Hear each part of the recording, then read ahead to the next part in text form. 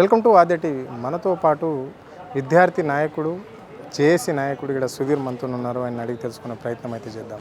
చెప్పండి, రేవంత్ రెడ్డి నిరుద్యోగులకు విద్యార్థులకు ఇచ్చిన మాటలన్నీ రాష్ట్ర ప్రభుత్వంలో నెరవేరినాయా? ఎన్నికల మేనిఫెస్టోలో పెట్టినాయి అంటే నెరవేరాయా అంటే నేను దానికి ఏం చెప్తాను అంటే వాళ్ళ ఉద్యోగాలు నెరవేరాయి కానీ మావి నెరవేరలేదు. ఎందుకంటే ఆబ్వియస్లీ ఇప్పుడు నీళ్లు నిధులు నియామకాలు ఈ 4 అంశాలపైన తెలంగాణ వచ్చింది. అసలు మనకు నీళ్లు నిధులు నియామకాలు అన్నప్పుడు నిధులు వచ్చాయి, నీళ్ళు వచ్చాయి, కానీ నియామకాలు కూడా వచ్చాయి. కానీ ఎవరికి వచ్చాయి అంటే తెల్ల బట్టలు వేసుకునే వాళ్ళకి మాత్రమే వచ్చాయి. కానీ సగటు మనిషి ఎవరైతే తెలంగాణ గురించి పోరాడారో వారికి రాలేదు.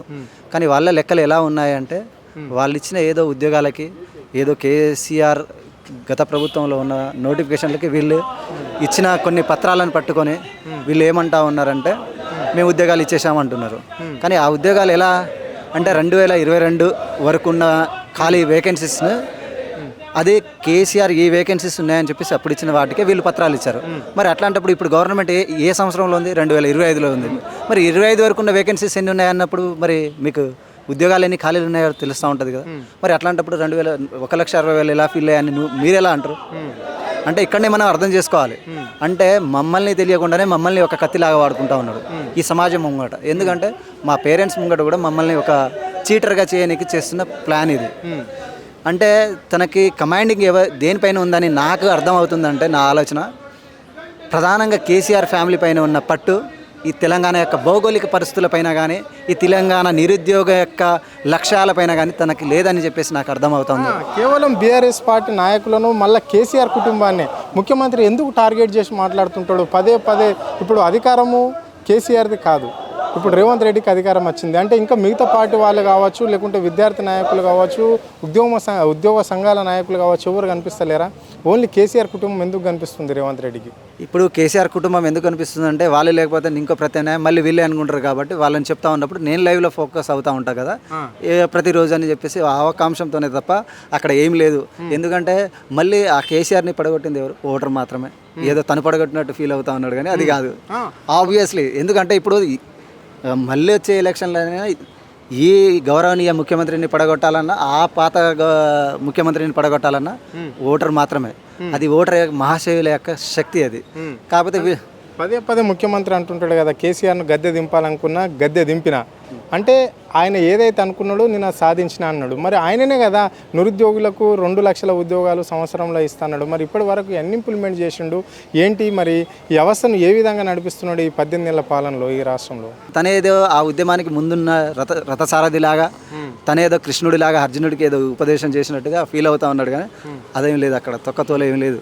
తను ఏంటిదంటే ఉన్న దాంట్లో ఎవరు లేరు కాబట్టి వర్ర క్యాండిడేట్ ఎవరన్నా ఉన్నారా అంటే రాహుల్ గాంధీకి బెకబెకమని ఎవరన్నా కప్పలు వరినట్టుగా ఎవరన్నా ఉన్నారా అంటే ఆ కప్ప ఎవరున్నారంటే గాండ్రు కప్ప వచ్చేసి రేవంత్ రెడ్డి అని చెప్పేసి వాళ్ళకి అనిపించింది కాబట్టి వాళ్ళు ఇచ్చారు. కానీ తను భౌతికంగా తన మానసిక స్థితిలో తను సీఎం అయ్యారేమో, కానీ జనాల్లో నిలిచిపోయే నేతగా తను ఇప్పుడు ఈ సవాల్ ఇది. ఇప్పుడు గెలిస్తే తను నిజంగా కేసీఆర్ని దించినట్టు, ఎక్కగానే ఎక్కేసినట్టు కాదు. ఎక్కరు దిగుతారు, ఎవరన్నా దిగుతారు, కానీ మధ్యలో చేసిన ఈ జర్నీలో ఎంతమంది ప్రజల గుండెల్లో నిలిచిపోతారనేది చరిత్ర. మరి ఆ చరిత్ర రాయకముందే నేను చరిత్ర రాసేసుకున్నా అంటే అది పిచ్చితనం, వెర్రితనం. మరి ఆ గౌరవనీయ ముఖ్యమంత్రి నేను అది అనట్లేదు, కానీ ఇప్పటికే ప్రగడబాలు పలకడం కాదు, ప్రజల చేత పలికించడమే ఇది. మరి ఇప్పుడు మీ నిరుద్యోగుల సమస్యతో పాటు 6 గ్యారంటీస్ కూడా ఇక్కడ ఈ రాష్ట్ర ప్రభుత్వం ఇంప్లిమెంట్ చేస్తామన్నది ఎంతవరకు వచ్చింది? ఇప్పుడు చేయడం అనేది కాదు, అక్కడ ఏంటిదంటే నాకు జోకింగ్ అనిపించేది ఏంటిదంటే వాళ్ళు ఏం తెలుసుకోవాలంటే ఇప్పుడు మనకు బడ్జెట్ సర్వే అని పెడతా ఉంటారు. ఆ బడ్జెట్ సర్వేలో రాబోయే ఖర్చులకి చేయబోయే ఖర్చు ఎంత ఉంది, ఎంత వస్తుంది, రాబోయే వ్యయం ఎంత, చేయబోయే లాభం ఎంత ఉంది మనకని చూస్తూ ఉన్నప్పుడు ఉంటుంది ఒక పద్ధతి, ప్రాసెస్ ఉంటుంది. అందులో చూసినప్పుడు 3 లక్షల కంటే ఎక్కువ కోట్ల బడ్జెట్ ఉందని చూపెడతా ఉన్నారు. పబ్లిక్ ముందర వచ్చేసరికి బడ్జెటే లేదంటా ఉన్నారు. అంటే ఇక్కడ జూట్ ఎవరు మాట్లాడుతూ ఉన్నారు? పబ్లికా, రేవంత్ రెడ్డియా? ఇది అందరూ ఆత్మ పరిశీలన చేసుకోవాలి. అందుకనే నేను ఏమంటా ఉన్నా అంటే ఎవరైతే నిరుద్యోగులు ఉన్నారో వాళ్ళందరూ మీరు బడ్జెట్ సర్వేస్ అవుతారు కాబట్టి మీ తల్లిదండ్రులకి చెప్పండి అసలు వాస్తవంగా బడ్జెట్ ఎంత వస్తూ ఉంది, తను ఎలా మాట్లాడుతూ ఉన్నాడు, గత సీఎం ఎంత మాట్లాడారు ఏంటిది. నేనేమంటా అంటే రాజకీయ చైతన్యం, అవేర్నెస్ ప్రతి ఒక్కరికి వస్తే ఇలాంటి ప్రగడబాలు పలికే, వంతాసు పలికే, వట్టి మాటలు పలికే నాయకులు రారని చెప్పేసి నా ఇది ఆలోచన. కానీ చివరిగా స్థానిక సంస్థల ఎన్నికలు ఏ విధంగా ఉండబోతాయి ఈ రాష్ట్రంలో? ఎట్లా అంటే ఇప్పటికే దాదాపుగా 1 year అయిపోయింది గ్రామాలలో సర్పంచులు లేక, ఎందుకు పెట్టలేకపోతుంది ఈ ప్రభుత్వం? ఎందుకంటే ఇప్పుడు మీరు నిజంగా చెప్పాలంటే మీడియా వాళ్ళు అంటే మెయిన్ స్ట్రీమ్ మీడియా కూడా వాళ్ళని అడగాలి. నా కోరిక ఏంటిదంటే ఇఫ్ ఇన్ కేస్ ఉద్యోగాల కంటే ఉద్యోగాల గురించి పాకలాడుతున్న యువతకి ఒకసారి కేసీఆర్ గారికి మరి రేవంత్ రెడ్డి ఈ ముగ్గురు డిబేట్లో కూర్చుంటే రసవత్తంగా రసపట్టు ఉంటుందని చెప్పేసి అంటా ఉన్నా. ఎందుకంటే ఏమీ తెలియని వ్యవసాయం చేసుకొని కడుపు కోతని మనం రక్తాన్ని ఒడిస్తే కానీ మనకు బువ్వ దొరకని వాళ్ళతో మీరు చెప్పే మాటలు కాదు. ఒకసారి వాళ్ళ కొడుకులు చదివారు, వాళ్ళకి తెలుసు చరిత్ర అంటే ఏంటిదో.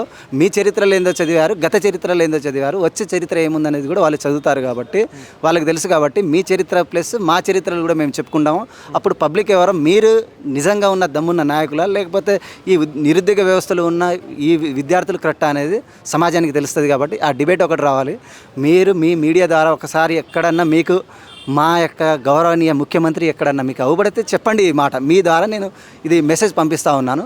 అదేవిధంగా ఇప్పుడు స్థానిక ఎలక్షన్ వస్తుంది కాబట్టి ఈ స్థానిక ఎలక్షన్లో అంటే ఎలా ఉందంటే వీళ్ళు ఒకవేళ కనుక అన్ని పథకాలు మేము ఇంప్లిమెంటేషన్ చేసామంటారు కదా, అది చేసి ఉంటే వాళ్ళు వస్తారు, చేయకపోతే ఆబ్వియస్లీ పోతారు, బ్యాక్ వెళ్ళిపోతారు. అప్పుడు ఈ జనాలు ఎవరైతే ఈ బానిసత్వము ఈ కడుపు పేదరికం పోవట్లేదని ఎవరైతే కేసీఆర్ని పక్కన వేశారో మళ్ళీ అలాంటి వాళ్ళని రానికి నువ్వే కోఆపరేట్ చేస్తున్నట్టు కదా. ఈ గవర్నమెంటే కోఆపరేట్ చేస్తున్నప్పుడు అంటే వీళ్ళది ఏంటిదంటే నేను పోతే ఆ గవర్నమెంట్ పోతే వస్తే ఇది వస్తుంది కావచ్చు, కానీ వీళ్ళు చేరే దుప్పటి కింద మాత్రం ఒకటే. ఆ దుప్పటి కింద ఆలోచనలు ఎప్పుడు చెడుగానే ఉంటాయి. మీరు ఒకసారి ఆలోచించండి. ఈ ఇద్దరు ఏంటిదంటే సంసారాలు చేస్తున్నారు దుప్పటి కింద. కాబట్టి వాళ్ళ ఆలోచనలు ఎలా ఉంటాయి, వాళ్ళ కడుపు నింపుకోనికి ఉంటుంది. దుప్పటి కింద సంసారం చేసే వాళ్ళకి వాళ్ళ కొడుకులను కనాలి, వాళ్ళని ఎలా బాగుండాలనుకుంటారు. అంటే వీళ్ళిద్దరు చేసే సమాజానికి అదే ఉంది కాబట్టి నేను అదే చెప్పదలుచుకున్నాను. Thank you. ఇది పరిస్థితి. అంటే రేవంత్ రెడ్డి ఇక్కడ నిరుద్యోగులకు ఇస్తున్న మాటలు ఏది కూడా నెరవేర్చలేకపోవడంతోనే కావాలని తప్పుదో పట్టించే ప్రయత్నం చేస్తున్నాడు అని చెప్పేసి ఇక్కడ సుధీర్ చెప్పడం అనేది అయితే జరిగింది. ఒక్కసారి విద్యార్థి నాయకులతోటి కూడా ఇప్పటి వరకు కూడా ముఖ్యమంత్రి మీట్ కాలేయడం కూడా చెప్పడం అనేది అయితే జరిగింది. కెమెరా పర్సన్ రఘుతో అరుణ్, ఆద్య టీవీ, హైదరాబాద్.